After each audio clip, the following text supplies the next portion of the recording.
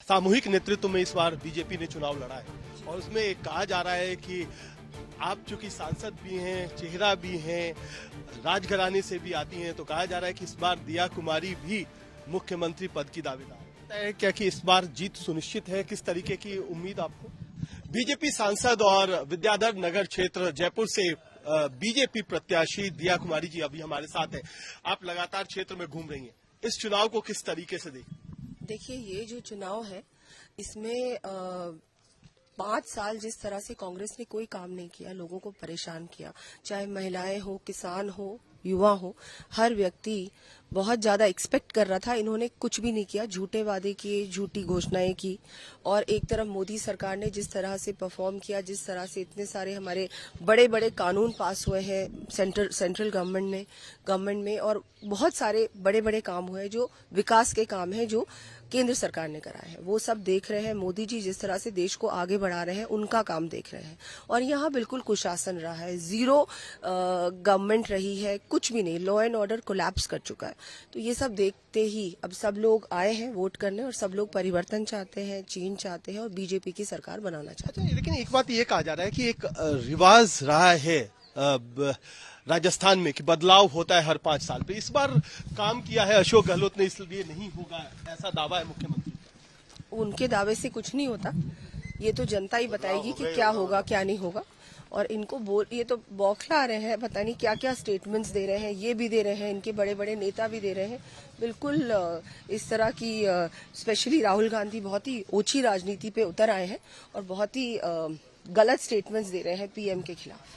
अच्छा, ये जो एक बात थी कि सामूहिक नेतृत्व में इस बार बीजेपी ने चुनाव लड़ा है और उसमें कहा जा रहा है कि आप चूंकि सांसद भी हैं, चेहरा भी हैं, राजघराने से भी आती हैं, तो कहा जा रहा है कि इस बार दिया कुमारी भी मुख्यमंत्री पद की दावेदार। नहीं, ऐसे तो देखिए स्पेक्यूलेशंस बहुत लोगों के बारे में हो रहे हैं, लेकिन ये तो पार्लियामेंट्री बोर्ड डिसाइड करेगा, हमारी टॉप लीडरशिप डिसाइड करेगी कि कौन सीएम बनता है। हम लोग कलेक्टिवली इस चुनाव में गए हैं और बहुत अच्छे बहुमत के साथ हम लोग राजस्थान में सरकार बनाएंगे, पूरी बहुमत के साथ। तो लगता है क्या कि इस बार जीत सुनिश्चित है? किस तरीके की उम्मीद आपको? पूरी, और बहुत अच्छे, आप देखिएगा जितना अनुमान लगाया उससे ज्यादा सीट्स हमारी आएंगी। बड़ा मुद्दा क्या देख रही है? सबसे बड़ा मुद्दा जो इस चुनाव में सबसे ज्यादा आप अभी भी मैंने देखा कि वोटरों के बीच में भी खड़ी हैं और वोटरों के बीच जा भी रही हैं, क्या मुद्दा है जो सबसे ज्यादा इम्पैक्ट कर रहा है?